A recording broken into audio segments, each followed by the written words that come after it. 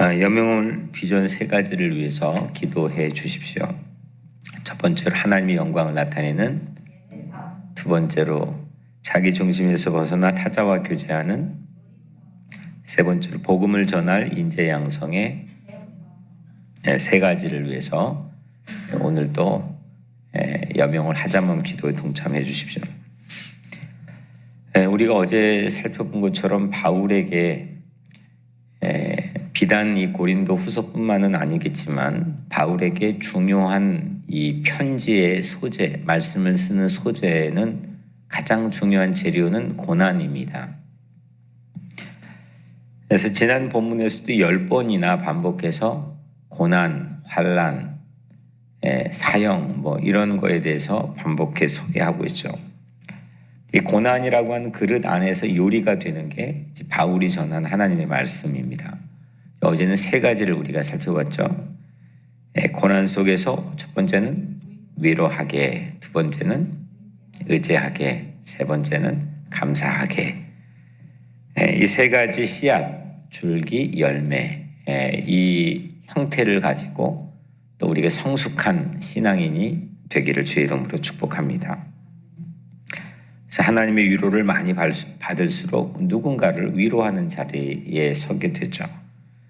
씨앗이고, 또 위로받으면 자신을 의지하지 않고 하나님만을, 나를 위로해 주신 하나님만을 의지하게 되죠. 줄기입니다. 그리고 위로하고 의지하게 하면 감사하게 되죠. 열매입니다. 그래서 찬양과 예배가 우리 삶의 궁극적인 가장 큰 열매, 우리 인생의 목적이 하나님을 영화롭게 하고 그 이름 안에서 즐거워하는 것이 우리 삶의 가장 종국적인 목표고 열매인 까닭이 이제 이 단계 때문에 그런 거죠. 오늘 우리가 본문을 12절부터 24절까지 두 번째 시간으로 함께 읽었습니다. 누구나 여러분들은 그냥 모든 사람들이 여러분들을 신뢰합니까? 여러분들이 말하면 100% 그냥 여러분들을 다 좋아하고 또 여러분들을 신뢰하는 것을 인생 속에서 늘 경험합니까? 그렇지 않죠. 실제는 신뢰하는데도 괜히 나를 불신하는 것 같고 또 내가 불신당하는 것 같고 그런 경험들도 우리는 곧잘 하게 됩니다. 자, 내 마음에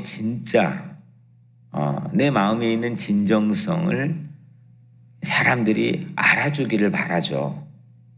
그래야 좀 사는 맛이 나죠. 내 마음에 있는 진정성을 알아주지 못할 때는 속상하죠. 오늘 바울이 그런 상황입니다. 바울이 이제 고린도 교회에게 불신을 받습니다. 어떻게 바울도 불신을 받습니까? 그렇지만 아주 많이 받습니다. 당대에는 바울이 하고 있는 신앙의 형태가 오늘 우리가 평가하는 것처럼 결과물이 우리에게 있는 것처럼 그렇게 사람들에게 전부 다 호의롭게 그가 하고 있는 모든 일에 대해서 존경을 받거나 인정을 받거나 또 신임을 받고 있지는 않았습니다. 특히 예루살렘에 있는 사도들의 이 분위기 중심으로 늘 예루살렘 교회에서 안디옥 교회에 가서 시비 걸었고 바울이 있을 때 오늘 고린도 교회에 가서 또 시비 걸고 여러 교회 가서 여튼 가장 중앙 본부에서 그가 시비를 받게 되는 가장 결정적 타격의 요소는 사도권입니다. 예수하고 같이 다녀본 경험이 없습니다. 예수를 본 적도 없습니다.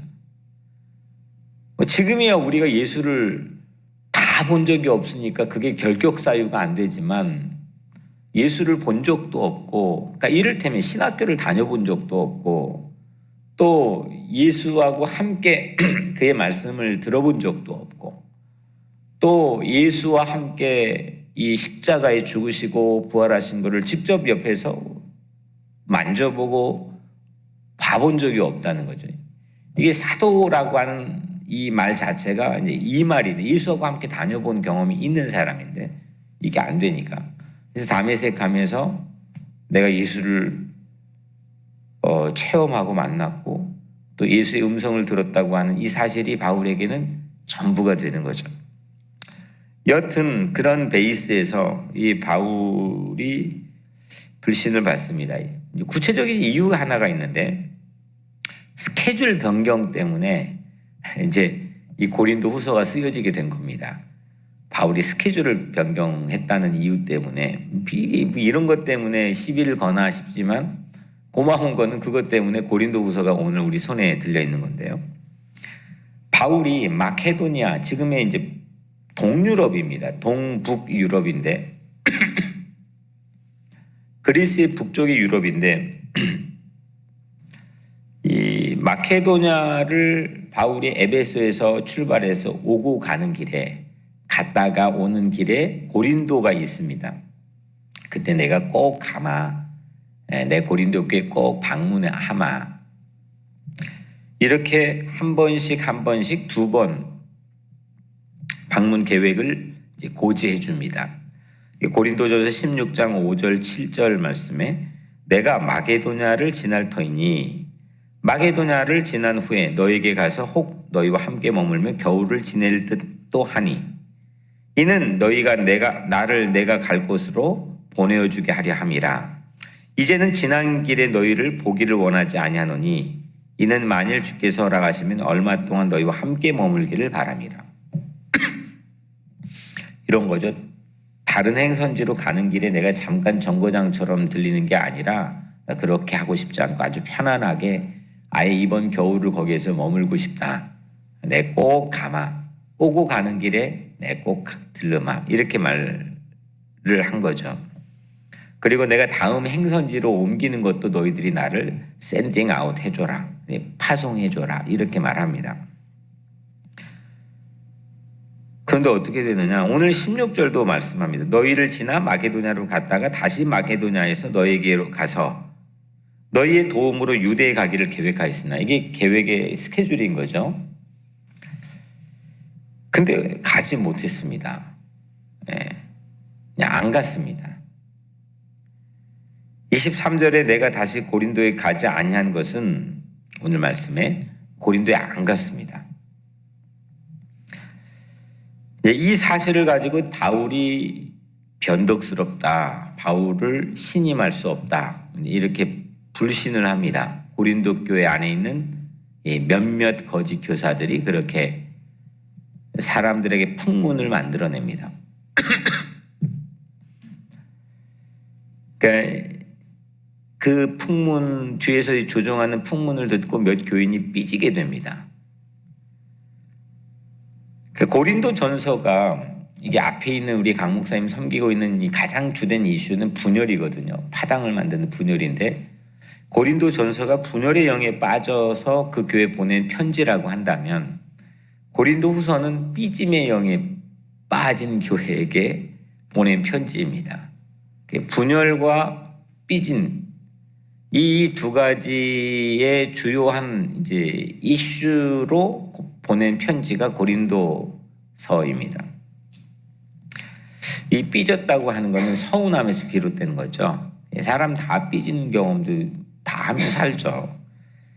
상대의 진정성을 주목하지 못하거나 또 내 중심으로 잘못 왜곡되어 판단해서 오해하게 되는 경우에 그런 상한 감정들이 마음속에 있게 되죠. 이게 제대로 채널이 내 마음대로 잡혀지지 않는 경우들이 많은데 본인 손해죠, 사실은. 이 삐짐이 무서운 거는 괜히 불신을 가져요. 그 이외의 것까지도 전부 다 고마운 것까지도 전부 보지 못하게 만들어요. 관계를 아예 파괴시켜요. 이 고린도 후서에는 정말 불멸의 성경 구절들이 정말 많아요. 멋있는 아름다운 힘이 되는 그런 성경 구절이 많은데 결국 이 고린도 후서는 불신받는 바울이 자기의 진정성을 드러내고 나타내면서 해명하고 있는 편지가 고린도 후서입니다.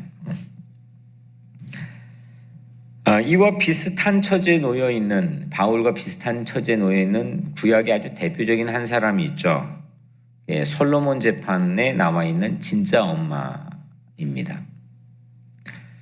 근데 진짜 엄마는 얼마나 속 터지는 상황입니까? 그 잠깐 재판하는 과정 중에서 우리에게 보여지는 모습이지만 그의 이름도 얼굴도 우리가 알 수는 없지만 그 마음은 우리가 짐작이 갑니다. 이게 얼마나 사람들이 믿어주질 않으니 얼마나 이 속이 탈까요?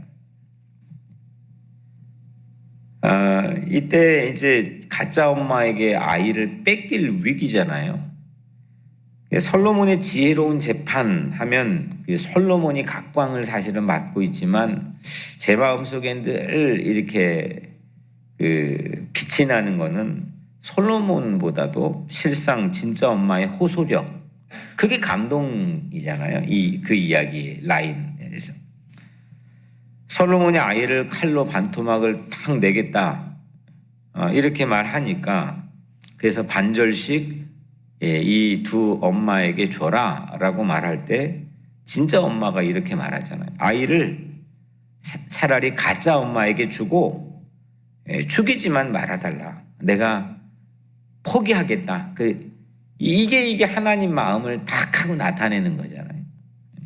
죽이지 말라. 그런 호소력이 우리에게 그런 설득력, 자기 진정성을 자기가 손해보고 포기할지라도 보여줄 수 있는 그런 호소력, 진정성에 대한 설득력이 있다면 뭘 못하겠습니까?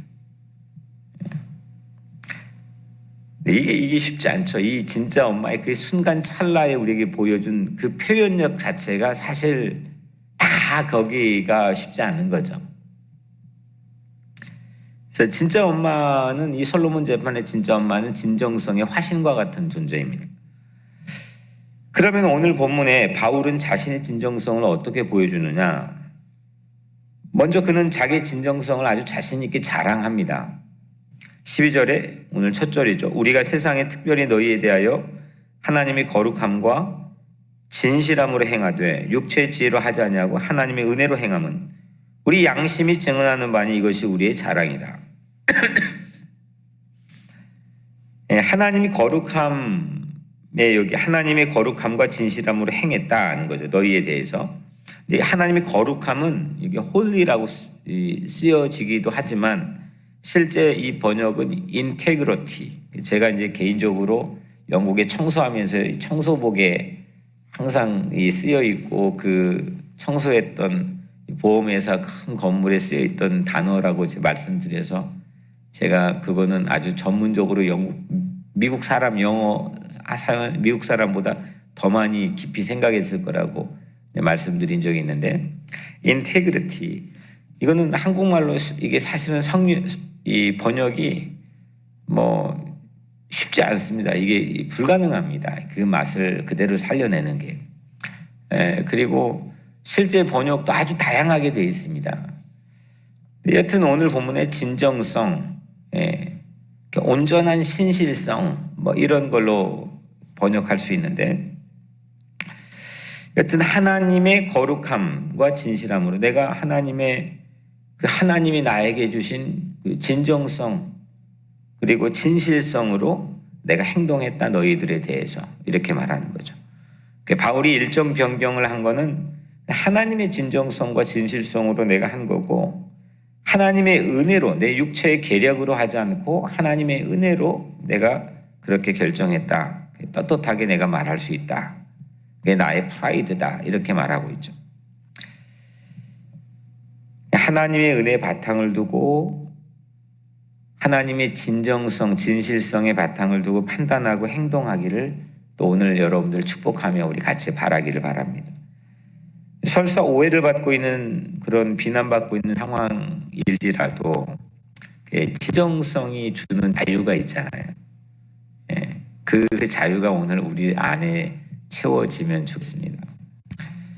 짧게 오늘 세 가지만 짚어 나누려고 하는데 먼저 첫 번째로 바울이 멀리 봅니다. 미래를 봅니다. 자기 진정성을 표현하고 설득하는 방법으로 그 미래를 봅니다. 부분이 아닌 전체를 봅니다. 오늘 13절에 오직 너희가 읽고 아는 것 외에 우리가 다른 것을 쓰지 아니하노니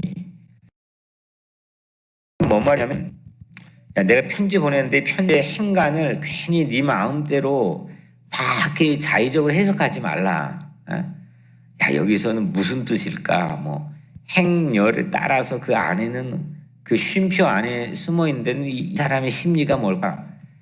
그렇게 행간을 읽으려고 하거나 숨은 의도를 거기에 찾으려고 하지 마라. 그냥 고지고대로 읽어라, 이 말입니다. 보이지도 않는 걸 억지로 찾아내서 불편한 마음으로 읽지 마라. 그러니까 그냥 보여지는 걸로 읽어라, 봐라. 괜히 그렇게 하지 마라. 그겁니다. 14절 너희가 우리를 부분적으로 알았으나 우리 주 예수의 날에는 너희가 우리의 자랑이 되고 우리가 너희 자랑이 되는 그것이라. 좀 이해가 되죠? 그러니까 부분적으로 알았다. 이게 세세한 부분만 너희가 지금 보이지만 전체 그림을 봐라 이겁니다. 전체 그림. 언제? 그 전체 그림을 언제 볼 수 있느냐? 그거는 오직 딱 한 지점, 예수의 재림 때만 볼 수 있다는 거예요. 예수의 날에만 볼 수 있다는 거죠. 그 전엔 모든 게 부분적일 수밖에 없다는 거죠. 파트만 볼 수 있다는 거예요. 파트도 전부 왜곡해서 볼 수 있다는 거예요. 그래서 오늘 정확하게 내가 근접해 볼 수 있는 거는 예수의 재림의 때를 생각해 전체 그림을 보라는 거예요. 예수의 날에 고린도 교회가 바울의 자랑이 될 거고, 너희 교회가 내 자랑이 될 거고, 바울 나도 너희의 자랑이 되는 완성된 그림을 보자 이겁니다. 현재는 좀 오해로 인해서 부분적으로 알 뿐이겠지만 바울의 시선이 미래를 바라보는 거죠. 완성된 그림, 전체 그림을 바라보는 거죠. 부분 그림 바라보는 것과 전체 그림 바라보는 게임이 됩니까? 안 됩니까? 게임이 안 되는 거죠. 바울은 당장의 인정, 지금 우선 이것 빨리 오해를 풀고 나를 인정해주고 나를 신뢰해주고, 내가 지금 마음을 어떤 마음을 가졌는데 그거 다 인연하잖아요. 지금 그거에 인연하지 않는다는 거죠. 내 양심을 판단할, 내 진정성을 가지고 너희를 위해서 결정했던 것을 판단할 분은 오직 장차 우리에게 재림하여 심판하실 예수님밖에 없다는 겁니다. 그러니까 장차 서로에게 자랑이 될 거야. 그 자랑이 될 소망을 가진 것만으로 현 바울은 진정성을 가지고 있다는 걸 증명해 주는 거 아닙니까? 우리는 연약합니다. 늘 지금 당하고 있는 그 억울하단 말이에요. 그리고 이게 분명히 이게 내 마음에 깊이 있는 진짜를 못 알아준단 말이에요. 그럼 이거 풀어야 된단 말이에요. 아니면 화가 난단 말이에요. 전부 다 그래요, 보면 우리가. 이게 인간 다 연약합니다. 심지어는 아이한테도 그런 거고요. 뭐 부부 사이도 마찬가지고, 친구 사이도 마찬가지고, 전부 다 그러잖아요. 근데 양심을 판단할, 내 마음 진정성을 판단, 내 동기를 판단할 예수가 보지 않을 때. 근데 완성된 그림, 전체 그림을 보게 되면, 그러니까 이 또한 지나가리라, 제가 또 반복해 말하지만 그거는 성서가 말하고 있는 메시지가 절대 아닙니다. 나는 이 또한 바라보리라, 이 또한 신뢰하리라, 이 또한 소망하리라. 이게 성서에서 말하는 거예요. 사람의 인정과 신뢰를 회복하는 것, 급선무처럼 느껴질 때가 있지만 우리는 완성된 그림을 보자는 거죠. 그때까지 뭐 가보자건. 예수 재림의 때 오늘을 대입해 보면, 그 재림의 때를 갖고 그 그림을 갖고 오늘 대입해 보면, 이건 게임이 안 되는 게임을 우리는 하는 거죠. 그래서 오늘 그래서 부분이 아닌 전체 미래를 보는 게 이게 첫 번째입니다. 두 번째는 바울은 사람들이 전부 쉐이크하는, 흔들리는 걸 보거든요. 유동적인 걸 봐요. 근데 흔들리지 않는 것을 봐요. 과거를 봅니다.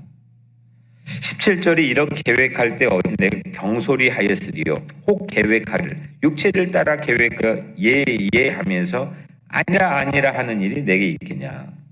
그러니까 내가 한 입으로 야 얘는 아니요, 야 간다고 해놓고 한 입으로 일부러 안 간다고 이렇게 말했겠느냐? 그렇게 경솔하게 내 계획을 했겠느냐? 너희도 그렇게 이해하고 있지? 이렇게 말하는 겁니다. 아니 설사 지금의 다고 내가 의도적으로 그렇게 계획을 했겠느냐? 생각해봐라. 애시당초 신뢰관계가 없는 거 아니냐 지금? 그러면서 바울은요 결정적인 걸 우리에게 보여줍니다. 정말 이 첫 번째 못지않게 엄청난 걸 봅니다. 18절 하나님은 미부시니라. 우리가 너에게 한 말은 예하고 아니라 함이 없느라. 이 미부시다, 하나님 미부시니라, 이게 뭐냐면 God is faithful. 하나님은 신실하십니다. 하나님은 항상 같으십니다. 하나님은 변함이 없으십니다. 하나님은 흔들리지 않습니다. 이게 하나님은 미부시니라. 하나님은 흔들림 신실하신 줄로 믿습니다. 진정성을 그 안의 마음을 누군가 늘 흔들잖아요. 그때 바울은 가장 흔들리지 않는 것, 절대 흔들릴 수 없는 것, 미쁘신 하나님을 바라보는 거죠. 그분의 약속을 바라보는 겁니다. 그분이 과거에 하나님의 말씀 가운데 해주셨던 수없는 약속들을 근거로 삼는 겁니다. 이게 바울이었습니다. 19절에 우리 곧 나와 실라노와 디모데로 말미암아 가운데 전파된 하나님의 아들 예수 그리스도는 예하고 아니함이 되지 아니하셨으니 그에게는 예만 되었느냐. 그러니까 내가 이전에 이 실라노와 디모데와 함께 전파 설교했던 것은 의심할 여지가 없는 예수 그리스도를 선포했던 것. 그 예수 그리스도는 오직 예만 되는 분이라는 것. 설사 결과가 어떻게 되든 간에 그분은 온통 예만 되는 분이고 나는 그분을 선포했을, 설교했을 따름이라는 겁니다. 자기 자신의 설교를 가지고 자신 있게 개무티하면서 지금 자기의 진정성을, 바울의 설교는 오직 예수 그리스도의 예만 설교라는 거죠.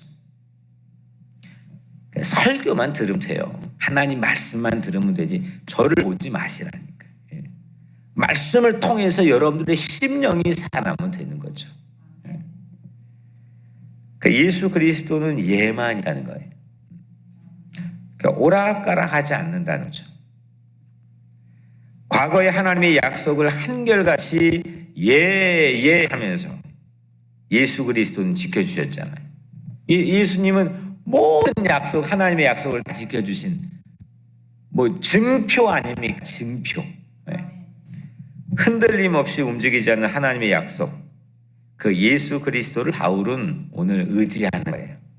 그 과거의 모든 약속을 다 지켜주신 그 예수의 사건, 예만 있는 예수의 사건을 바울은 의지하는 거죠. 우리들도 변함없이 신뢰할 수 있는 예는 예스. 성경의 영어 성경의 예스는 하나님께서 나에게 과거에 다 이미 다 해주신 그 약속 예스, 그것만이 내가 의지할 수 있는 거죠. 20절 하나님의 약속은 얼마든지 그리스도 안에서 예가 되니 그런즉 그로 말미암아 우리가 아멘 하여 하나님께 영광을 돌리게 되느니라. 하나님께서 약속하신 거에는 하나님께서 약속하신 게 있잖아요. 그 약속에는 도장 찍혀야 하잖아요. 근데 그 하나님 약속하는 무엇든지 예수님의 예가 도장으로 찍혀 있는 거예요. 그러니까 흔들리지 않고 변개되지 않는 거고 파기되지 않는 거라는 거죠. 그게 될까? 사람들은 그러거든요. 야, 이거 될까? 내가 이렇게 용서받을까? 하여튼 목회자, 장로 포함해서 그 흔들리는 게 다 있거든요. 근데 오늘 바울을 보면서 우리가 다시 회복해야 될 거는 이 사람은 흔들리지가 않아요. 자기 힘 때문에 흔들린 게 아니에요. 이 하나님의 약속에 예수 그리스도의 예스가 도저히 다 찍혀있는 거를 그것만 의지하고 바라본다는 거죠.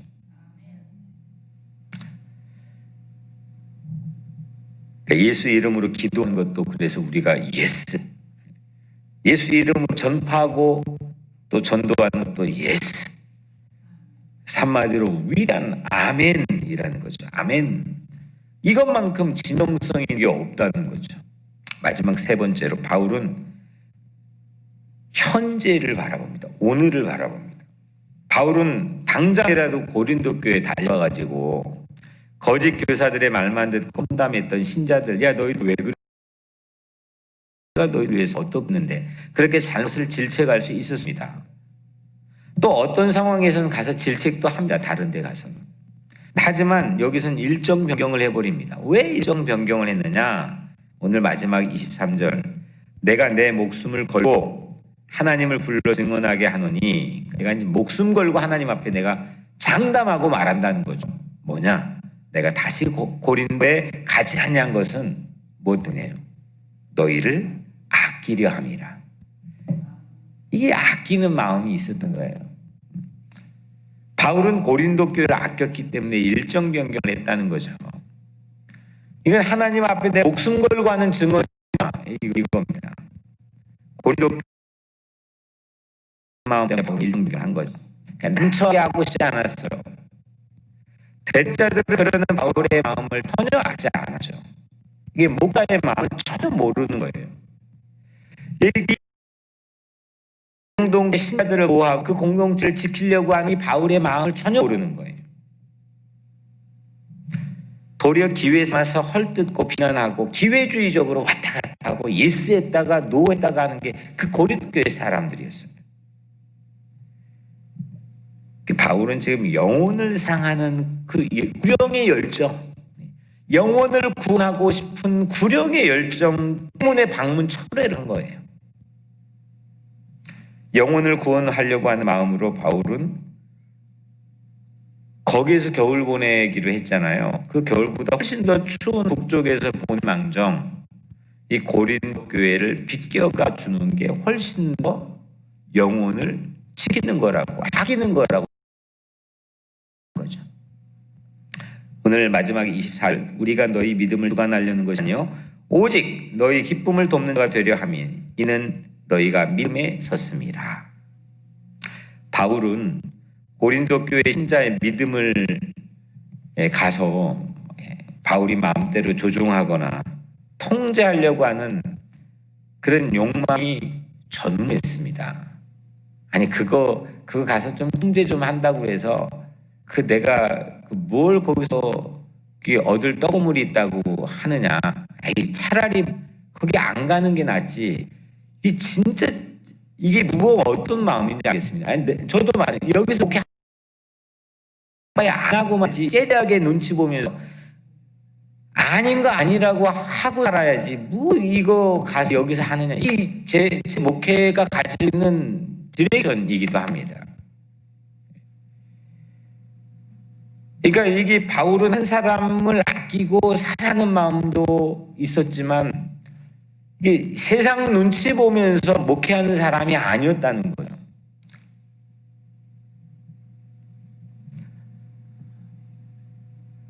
그러니까 오직 신자들의 기쁨을 돕는 자가 되기를 원한다 그랬잖아요. 이게 목자의 마음이거든요. 이 바울이 우리가 배워야 되는 거예요. 그러니까 가서 주관하려고 하는 게 아니고 너희 기쁨을 돕는 자가 되려고 하는 것뿐이다 이겁니다.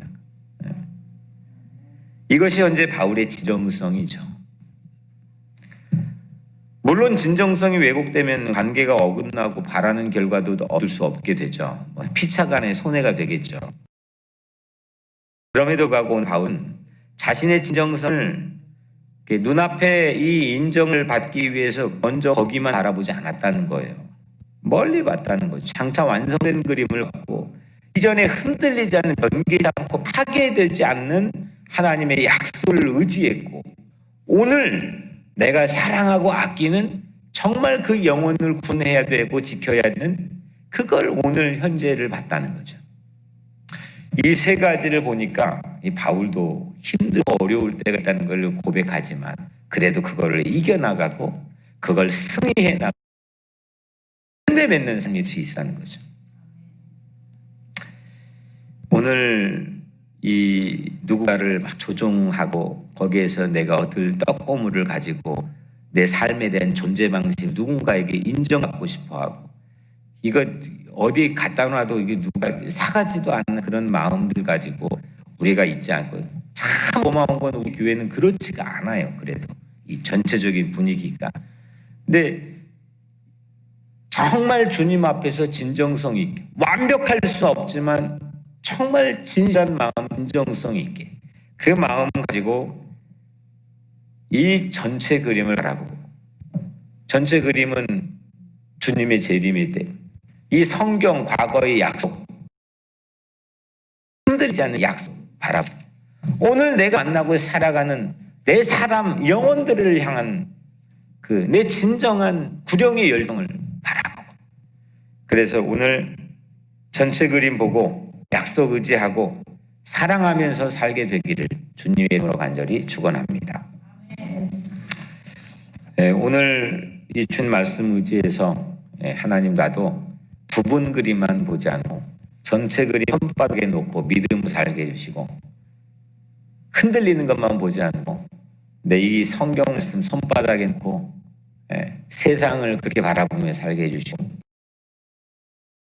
그리고 너 오늘 정말 진실하게 구령의 열정을 가지고 오늘 내가 만난 사람들 현재를 바라보며 그렇게 살게 해달라고 그렇게 기도해 주시고 그 다음에 오늘 또 몸이 아픈 분들을 위해서 기도해 주시고 또 이 자녀들을 기도해 주시고 또 자녀들이 다니는 학교를 위해 기도해 주시고 미국 이 대선을 위해서 하나님이 정말 공의가 실현되는 그런 대선이 되게 해달라고 기도해 주시고 남북의 평화 통일을 위해 기도해 주시고 이 시간 제가 잠깐 기도하겠습니다. 하나님 세상에 잘 사람들이 써놓는 매일의 뉴스페이퍼를 보면 전부 다 어제와 단 흔들리는 얘기밖에 없습니다. 사람들은 그 정보에 기대어 살아가고 있습니다. 하지만 하나님 오늘 우리는 이 하루의 시간 수천 년 동안 흔들리지 않고 우리에게 주신 이 약속이 쓰여있는 성경으로 오늘 하나님의 말씀으로 하루를 시작합니다. 정말 위대한 인생을 살게 하시는 은혜를 감사합니다. 하나님 흔들리지 않는 또 변개되지 않는 이 하나님 말씀만 아니라 전체 그림을 우리의 손바닥에 그리며 살게 하여 주옵소서. 그래서 오늘 하루 동안 승리한 삶 되게 하여 주옵소서. 예수 그리스도의 이름으로 간절히 기도드리옵나이다.